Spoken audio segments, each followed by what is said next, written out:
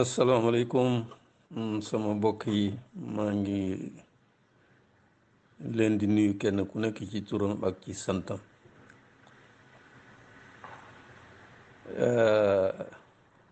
Dama déglu sama mag ji àll kan xam nga moom mooy sama mag bu waxee sax warumu cee teg baat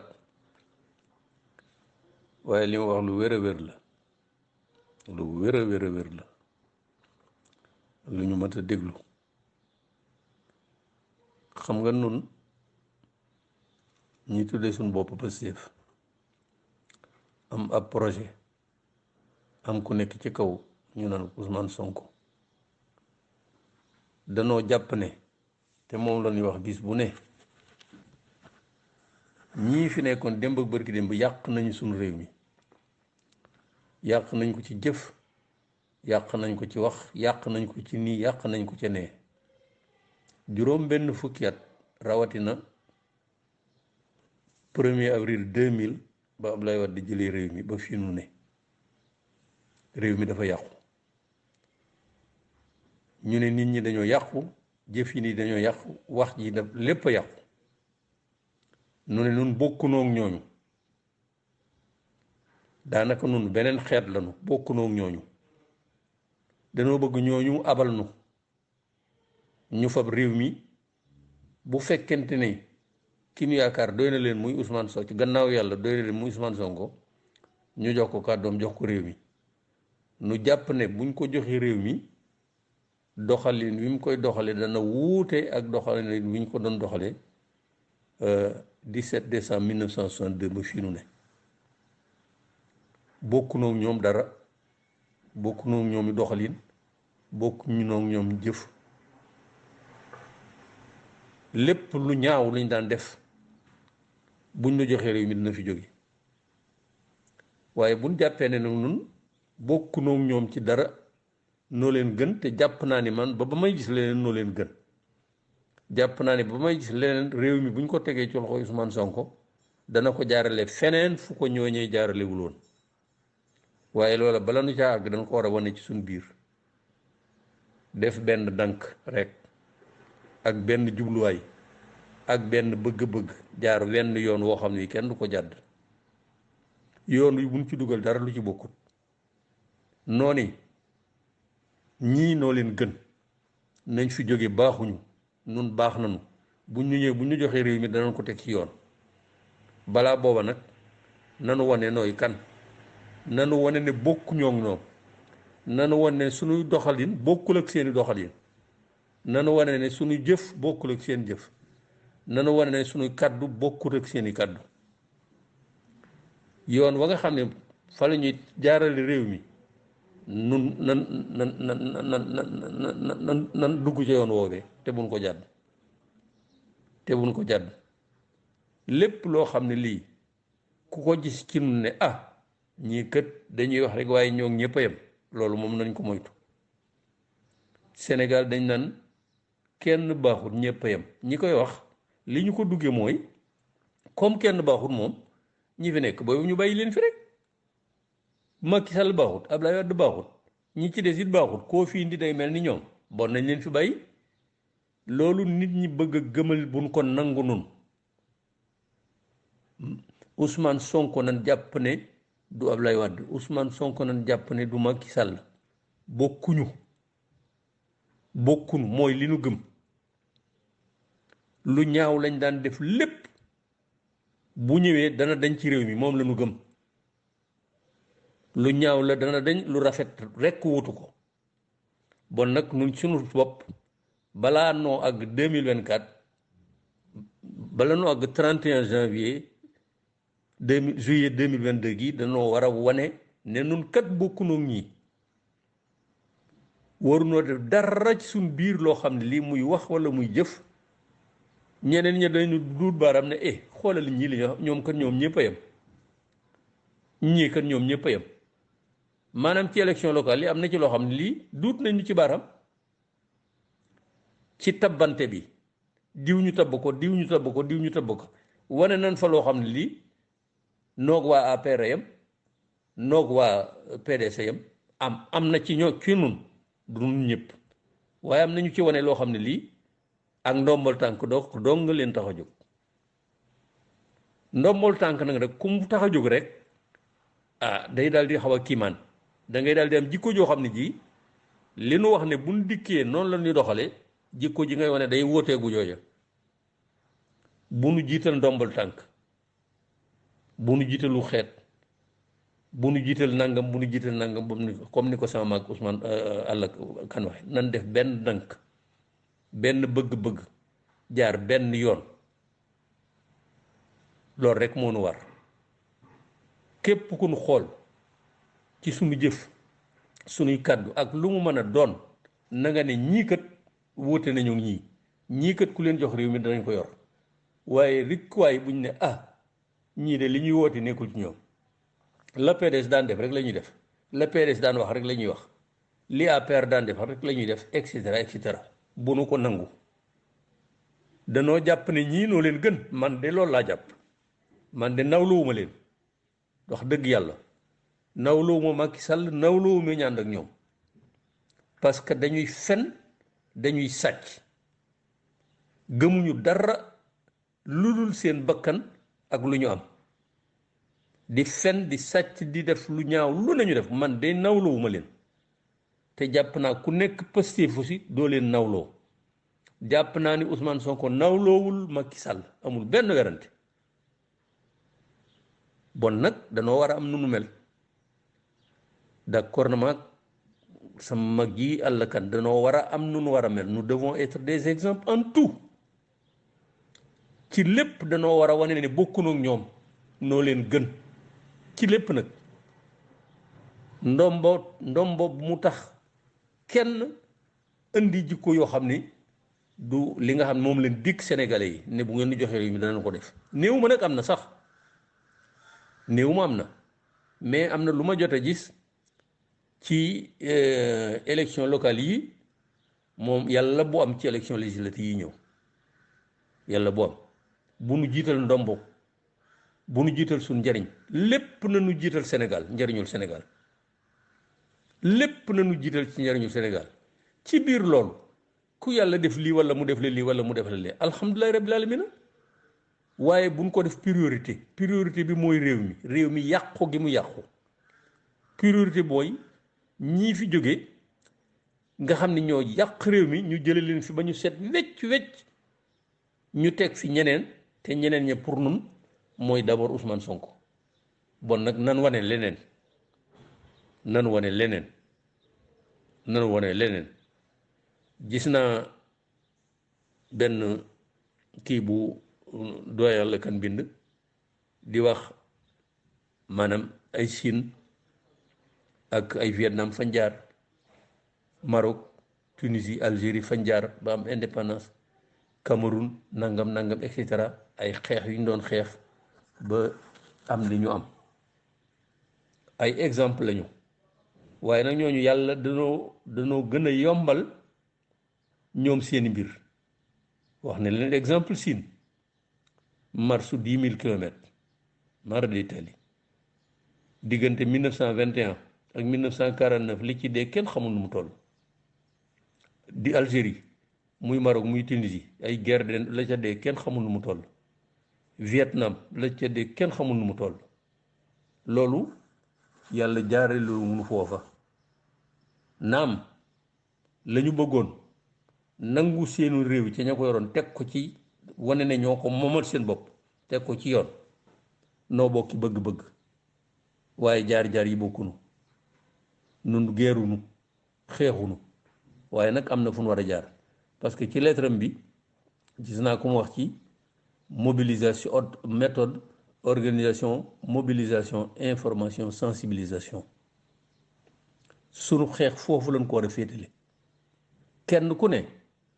am ngay waajur am ngay rakk am ngay mag am ngay xarit am ngay nangam li ñu tuddee information sensible nañu wan nit ñi fu ñu toll yàq gii nga xam ne Macky Sall ak ñoom la yàq nañ ko réew mi yàq gi ni mu toll man de ci man objectif yi may viser boobu la man wan Sénégal yi à quel point ces gens-là ont ruiné le pays ca Ablaye Wade ba fi mu ne 2024 dañ fi def ñaar fukki at ak ñeent yoo xam ne li ñu yàq jéggi na dayoo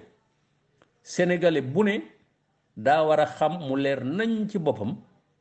Ablaye Wade ak Macky Sall ak ñi ñu àndal ni ñu yàqee réew mi ñooñu ñaar fukki at ak ñeent sax ëpp na waxantuma la ak nag ñu jéggi 2024 di jëm feneen loolu dañ ko war a dugal ci boppi sénégalais yi muy suñuy bokk muy suñuy rakk muy suñuy nangam dañoo war a dugal ci seen bopp ne ñi yàq gi ñu yàq réew mi jéggi na dayoo te 2024 waruñu ko mën a jéggi fu ma tolloo laay mën a wane seen càcc gi seen fen yi je les traite de menteur de nangam. Ma dernière contribution am na ñaari journaux yu ma ko delloo ne parce que je traite le président de menteur man na maa yem ci président politique c'est un vulgaire menteur je l'ai dit et je l'ai écrit et 2 journaux ont osé publier ça c'est un menteur dama koy wax ñépp koy dégg sàcc la day làq sàcc li ñu naan receleur Macky Sall est un vulgaire voleur Macky Sall est un vulgaire receleur moo jiite sàcc yi c'est lui qui nourrit qui entretient au quotidien la corruption Macky Sall nourrit et entretient au quotidien la corruption, les détournements de deniers publics. Nos valeurs là, qu'ils nous promettent, voilà, il disait, je vais redorer le blason des valeurs nangam. Fen day kàcc dafa gën a yàq gis ngeen ni muy def et puis ñu naan wóolu na boppam c'est un génie politique du dara ba dara wala jeex bu wóolu woon boppam Benno Bokk Yaakaar dana ko doy du dem fu ne mu jëm faa décrocher mairie waaye ñu ñàkk fayda ñu ñàkk jom ñooñu muy décrocher nga xam ne dama jàpp ne sax amuñu waruñoo am ak njaboot gu leen di dégg parce que nga nekk ak nit dem campagne électorale lu ne nga wax ko ñu fal la nga dem ne sous prétexte ñoo ñàkk jom ñoo ñàkk ngor ak ki leen di woo ñoom ñëpp a yam loolu sunu information sensibilisation nañ ko jëmee ci loolu wane ne ñii duñu dara ba dara booloo jeex yàq nañu sunu réew mi yàq gu jéggi dayoo dana àgg 2024 mënuñu ci dara waaye 2024 ñoom ñëpp la wax képp ku ma sa laal ci Abdoulaye Wade képp ku ma sa laal ci Macky Sall ñooñu ñu tudde famille libérale ils doivent débarrasser le plancher seen mbon yooyu lañu war di dëkkal ci bakkan ci noppi nit ñi te di joxe firnde moo tax man bu may joxe damay joxe firnde yàq-yàq yi damay joxe firnde te yéen ñëpp xam ngeen ko yàq-yàq yi inspection générale d'État mi ngi koy génne yàq-yàq yi cour des comptes mi ngi koy génne yàq-yàq yi OFNAC mi ngi koy génne yàq-yàq yi autorisation de régulation des marchés te ñu tuddee ko léegi autorisation xaw ma lan di changé naan sous prétexte de transparence dañuy fen ñooñu ñëpp seeni rapport fanweeri rapport yi OFNAC ay audit ay dossiers yoo xam ni des dossiers particulièrement lourds qui mettent en évidence mais c'est extraordinaire bu ngeen ci amoon occasion lire ci benn fanweeri ak ñeenti dossier wala juróom ña nga ca taabali procureur jóge ci OFNAC ñoo xam dañ leen dut baaraam bu metti de vulgaire voleur benn dossier mësuñu ko fa traité lan la ko Macky Sall récompensé Bassirou nu mu tuddati sax ce procureur la Bassirou Guèye la xaw ma yóbbu na ko foofa ca wetam fanweer ak juróom moom ci taabalam la fa nekk ci rapport IGE Cour des comptes APR inspection générale des finances kenn xamul nu mu toll benn dossier da ca jël muy bu Khalifa Sall cey waajilee bu ngeen xamoon yeneen maire yi li ñu def ca jamono yooya maara de tali man yàlla defal na ma rapport yi dama koy jàng la ñu def maara de tali nga rocc ca benn rapport rek jox ko justice ñu param procureur daal def conférence de presse ci saa jox ko juge ko première instance 5 ans d'emprisonnement 5 milliards d'amende appel ñu def appel rapidement le juge le confirme kon nekkoon appel tey moom la woo ca wetam ba mu daan retraité mooy nu tuddi conseil jot naa jaar conseil constitutionnel tey moom la def médiateur de la république xaw ma Demba Kandji lu tax man xaw ma bugguma sax tudd seeni tur appel ñu def ko rapidement confirmer peine ba cour suprême ñu confirmer ko li ñu tuddee rabat d'arrêt en moins de 2 ans ils ont liquidé Khalifa Sall en moins de 2 ans matul sax 2 ans alors fait 35 dossiers dorment sur la table du procureur de la République de l'OFNAC. Des dizaines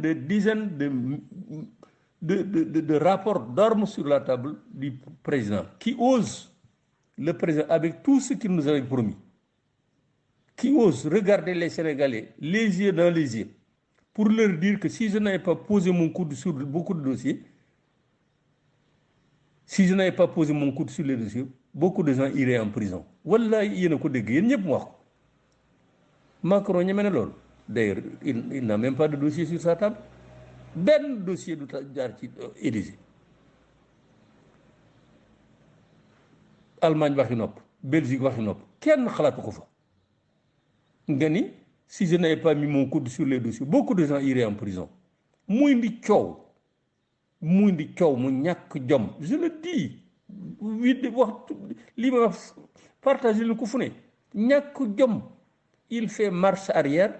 Nan waaw non waxewuma ko noonu il faut pas me faire dire ce que je n'ai pas dit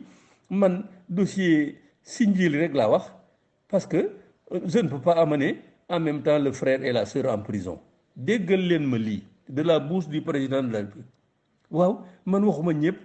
Sindiély rek laa wax parce que mënuma dugal kaso rak ak mag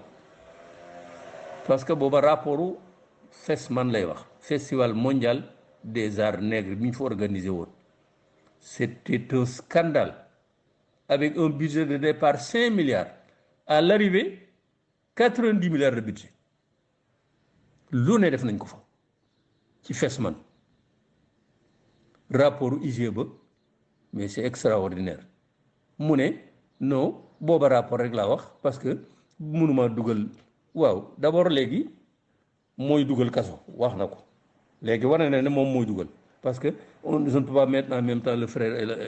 et la sœur en prison Karim lay wax waaw léegi si le frère et la sœur sont des voleurs nag doo leen dugal kaso et puis moom mooy dugal kaso waa léegi tey jii boo demoon police demoon tey bett borom kër ak ñaari soxnaam ak i doomam ñu nekk di defar seen yàmba wala beneen kii bu gën a garaaw ñu bett leen ca néeg ba da nga naan juróom yi daal nag yóbbu leen kaso ëpp na naa yóbbu ñaari ñi rek loolu la ñuy wax dama ni ce président de la République se fiche de nous moom mooy ndey sàcc moo tax bi ma déggee jamono yi ku mel ni mu tuddati sax xaw ma Moustapha Diakhaté naan il parle d'outrage à la République le fait que IAM bu Moustapha Guirassy recruté l'ex-capitaine là mu naan outrage à la République xanaa loolu la gis outrage à la République insulte honte à la République yi fi am acte bu Macky Sall posé benn la sama dernière contribution bi wane naa leen fi Ablaye Wade à 2 jours de la passation de service il prend un décret pour gracier une Sud-Africaine trafiquante notoire de cocaïne haute cour de justice condamné ko fii 10 ans il attend 2 jours la veille de la passation de service pour prendre un décret pour gracier ndaw soosu sous le prétexte que nee na yooyu président Sud-Afrique c'est pas vrai il était mêlé dedans am na lu la tax ñemewu ko bàyyi prison dem am na lu tax. Je donne l'exemple de Macky Sall, Mamadou Wuri Diallo, un trafiquant notoire de faux médicaments yu rey nit ñi ñu jàpp ko ca en flagrant délit on le condamne 5 ans d'emprisonnement mu def appel Macky Sall n'attend même pas mu jël décret gracier ko koo xam ni l'affaire est encore pendante en justice un trafiquant notoire de faux médicaments ñu wax mu naan xaw ma ko woon nanga waaye yéen mais ce qui se passe au Sénégal nun ci loolu lañ war a gën a insister am jaarunu ay Chine ak yooyu di guerre di rey mais lii mooy sunu guerre wan nit ñi kuy Macky Sall wan nit ñi kuy Ablaye Wade wan nit ñi nan la yàq suñu réew mi wan nit ñi leen wër ñan lañ ñu ñàkk ñoom ñu ñàkk ngor qui ont perdu tout sens de l'honneur et de la dignité ce sont ces gens-là qui nous gouvernent nun nag danoo bokkunoo ak ñoom bu nu bokk ak ñoom mukk ci àddina te nanu koy wane ci sunu lépp nanu def benn dank waasoog nangam ak loolu warta en place ci nun ñi nga xam ni danoo def Ousmane Sonko gannaaw yàlla muy sunu yaakaar def ne gannaaw yàlla danañ ko jox réew mi 2024 te buñ ko waxee dana ko yore yi neneen noonee nag nu digge ne buñ ñu joxee noone leen ko yore nan ko wane ci suñu biir nan ko wane ci suñu lépp d'accord na mag sama doyen àllkat wax na dëgg nan def benn dank def lenn rek muy suñu priorité muy l'avenir de la jeunesse sénégalaise l'avenir du Sénégal loolu rek lay doon suñu priorité te liggéey bi ñu ci mën a liggéey nanu dem ci nit ñi informer sensibiliser conscientiser et cetera wan nit ñi kan mooy Macky Sall ak kan mooy Ablaye Wade ak ñii li ñu yàq ni mu demee jéggi na lay dañ fee war a jóge loolu moo war a nekk suñu liggéey man de ci laa ne maa ngi encourager les uns et les autres di gërëm mon doyen Allah je lui renouvelle mon estime mon amitié et mon respect maa ngi leen di yéen ñëpp yàlla nañu yàlla defal bëccëgu jàmm koor gi li ci des ñi nga xam ni jullit lañ ci nun ak ñoom jiitu nañu moom suñu bokki catholique yi boor dañu defe naa seen ñeent fukki fan ba jeexal ko ni leen ko yàlla yombale yàlla nañu yàlla yombal li ci des yàlla nañu ko àggaleeg jàmm ni ko sama borom bi bëggee te bu saagee yàlla nañu fay ba fay nu lu raw suñu njort ci barke weer wi 2024 yàlla na fi sama borom bi raxasal Sénégal ñii fi nekk tey nga xam ni ñu bona mun tekkiwuñu dara yàlla leen sama borom bi jóge teg fi ku mel ni Ousmane Sonko te liñ yaakaar ci moom yàlla bu suñu yaakaar tas baax na maa ngi leen di gërëm di leen sant